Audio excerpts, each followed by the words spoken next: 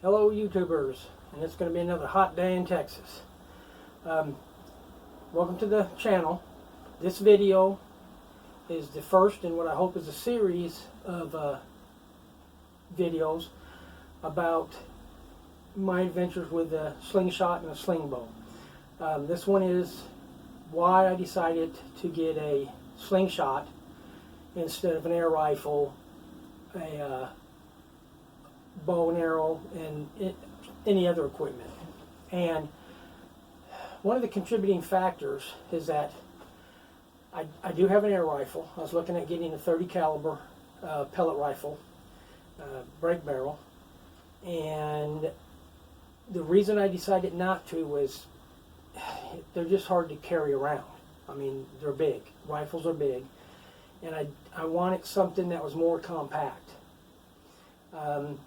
I shoot archery, and there are bows that break down, and they're about the size of an arrow, a little bit smaller than the ones I've got.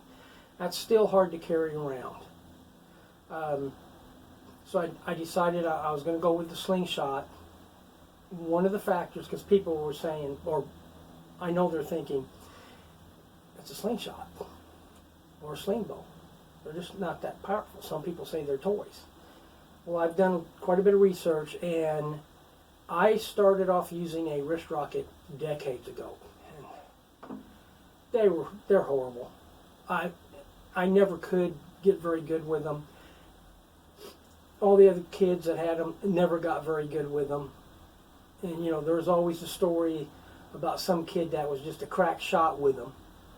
You say, who? Well, I never met him. It just, I heard this from a neighbor who heard it from a neighbor who heard it from their grandmother. Yeah, there's people out there that can shoot them, and that can shoot them accurately. But it's not easy. I've tried. In my research, I found out that tube bands are not the best to shoot ball ammo. You want flat bands. And when I started shooting when I was a kid, nobody knew about flat bands. So the technology has improved quite a bit.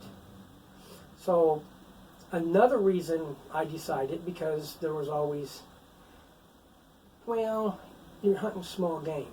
Well, with the sling bow, no, that's not true anymore, because it's an arrow. And with the new bands and the new technology, you're getting speeds comparable to archery, to a 45, 50-pound bow. Well, that's deer. I mean, that's bigger animals. And you can stick this in a backpack, like the one I got here. Another big factor for me was because a piece of equipment that's in here, okay? That's a medium-sized backpack. I can take this out in the field, carry supplies and stuff. But if I'm out in the field, I want something with me that's a little bit, get this turned around, more lethal. And in this backpack, I can carry my Henry, AR-7. So I can have this with me if I need it. Now this is a 22. And I hear people also say, well, it's a 22. Well, at one time in this country, this was the deer-killing rifle. By far, not even close. This killed more deer than every other caliber combined, until they outlawed using it against deer. This has killed bear, 22. So, it's shot placement, but there's nothing wrong with a 22 long rifle. 22 Magnum would be better, but 22 long rifle is fine. But I've got minimum experience with a slingshot, and what I decided to do, I've already ordered the one I want. It's coming in a few days, and I'll do an unboxing to let y'all see it, even though I hate unboxings. They're real popular, and I know people like them. I just don't like them, and that's just me personally. But I understand that there needs to be an unboxing so that I can get video of what I'm buying and explain some more things about it and the reasons I bought it. So when that comes in, I'm going to do that.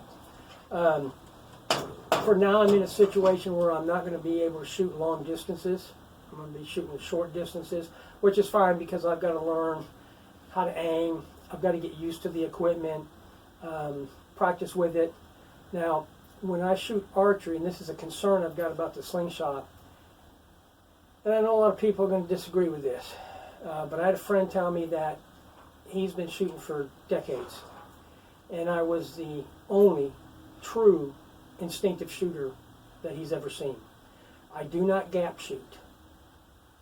Okay? When I'm having an off day and I can't concentrate, I'll gap shoot, and it's horrible. And arrows are flying everywhere. When I'm on my game, when things are working, and I pull back and I anchor, the bow, the string, the arrow, my arm, and everything disappear. I don't see them. I have no mental image of ever seeing that when everything's working right. The only thing I see is about that much of the target, and it's magnified. I mean, I'm just zoomed into that spot I want to hit, and then I let go, and I hit it. To the point to where we were shooting, me and some friends were shooting 3Ds, and I showed up with white arrows. And Jeff said, "White arrows?" I said, "Yeah, if I miss, I can find them easier." And he said, "Are you going to be able to shoot a white arrow?" And his brother-in-law, who hadn't shot with me, goes, "Well, why should that matter?" And Jeff goes, "Because if you can't make them disappear, you can't shoot them. He's an instinctive shooter. He doesn't gap shoot." And I said, "No, I brought some of my normal arrows anyway, just in case." Well, I was able to shoot them just fine. A lot of the videos on Slingshot, you use aiming points.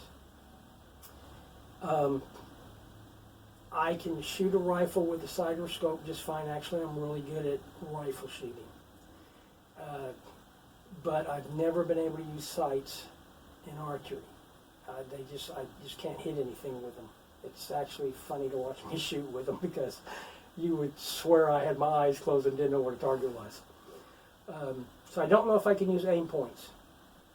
I'm going to have to find that out, and that's going to might take some time.